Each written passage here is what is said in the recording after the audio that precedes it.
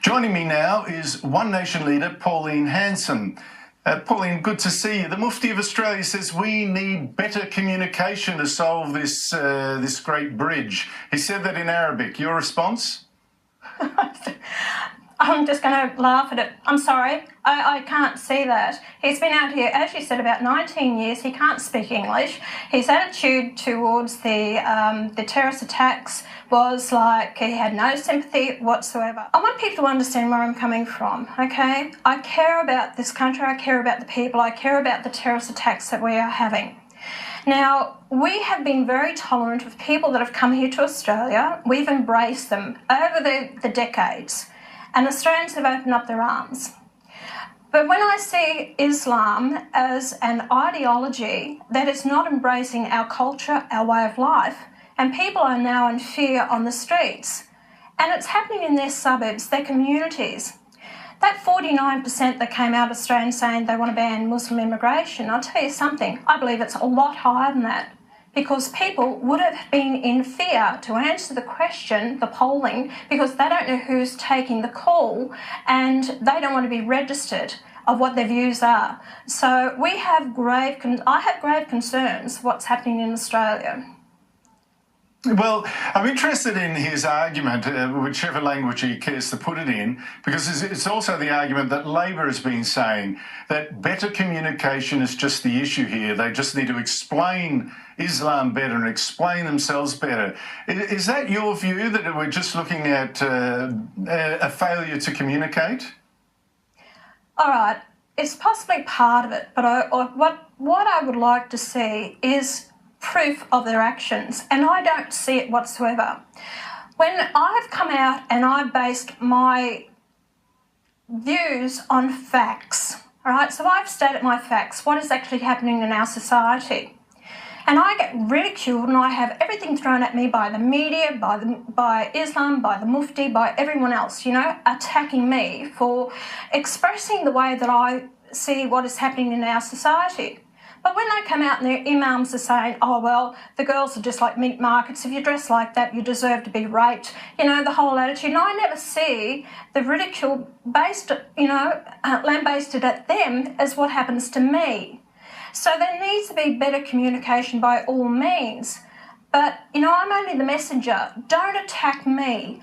Look at what is happening in our societies. And I think they have to start showing their tolerance towards our culture, our way of life and our laws, because clearly they're not. And it's happening in our courtrooms. They have no respect for our laws, our courts, our women. The girls, I think their whole attitude towards our culture is so wrong by so many of them. Well, look, one reason that I doubt the better explanation defence or argument here is that sometimes I think the issue is that they have communicated only too well.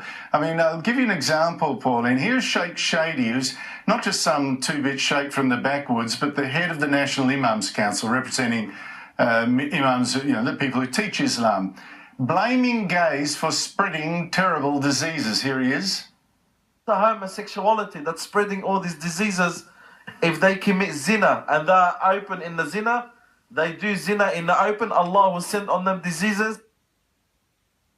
Now, the Islamic teaching on gays seems particularly well communicated there by that sheikh. Doesn't that help to explain also why a third of even the Greens voters, the party that crusades for gay marriage, might be worried about Islam too? Most definitely. It is, because they have no tolerance for gay people, which is so wrong. And, I get ridiculed for that, but I'm very open-minded as far as it goes. And it's a clear indication that even the Greens don't like where they stand with their views towards their homosexuality. But I find that hypocritical, because we send that many condoms up to these, where they have the detention centres for these males who use these condoms. What for? So let's call a spade a spade. They want to criticise and have a go at the gay community, which I terribly oppose their stance on this. And look, I'm just going over old ground again. I think that we need to put a stance on this, a halt on further Muslim immigration into the country till we actually address our concerns now. And the Muslims that are there, yes, show that you respect our culture, our way of life, to stand with me and say, yes, we are Australians. We don't want the radicalisation here. Prove to Australians that you can be, that you are willing to join us, become Australians. Well, again, I'm interested in the people trying to criticise you, their response to this poll and to you. I'll give you just one more before we move on. Here's another response to that poll that supported your call for a ban on Muslim immigration. This time it's the Race Discrimination Commissioner, Tim Supamasani, a former Labor speechwriter that we pay more than $300,000 a year to now to give us little lectures on how to behave. He's blaming you for this result. Let me play you a bit of the interview he gave today on ABC Radio. There's been heavy media coverage of Pauline Hanson during the past 2 months. Not a week goes by when we don't see or hear from her and about her ideas, including on immigration. So there is a risk that what were once unacceptable ideas about race, religion and immigration are now being normalised. But Pauline, has the Race Discrimination Commission actually got this exactly the wrong way round? Are Australians scared of Muslim immigration because you got elected 2 months ago? Or did you get elected 2 months ago because people were scared of Muslim immigration? That's exactly right, the way you put it, Andrew. And the whole fact is, he is so ill-suited for his position and he should be kicked out of it as far as I'm concerned. He is not doing the job and he's so biased in his views and his opinions and having to go at me. And I don't see him having to go at these other people who are causing the problems in our country. I will continue to speak out on these issues, to be a voice for Australians who have been shut down because of political correctness. And if we don't stand up now and be counted, who knows what this country is going to be like in not so far down the path.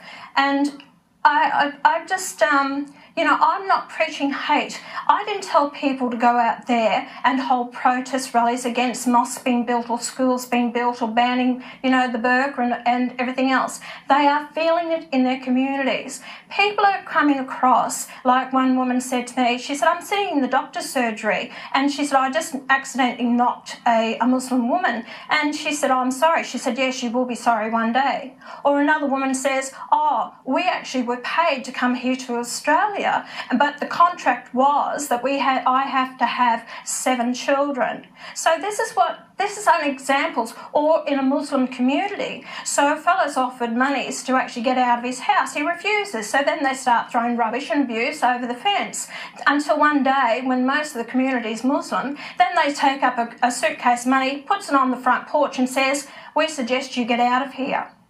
These are things that I'm told Pauline, the other thing, though, and this is what the people are feeling, Andrew. They don't like it. Look, I accept that there are anecdotes, and some of them are no doubt true. I have no doubt about that.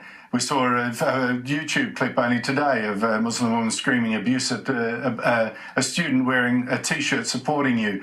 But that said, one thing I've got to say does worry me.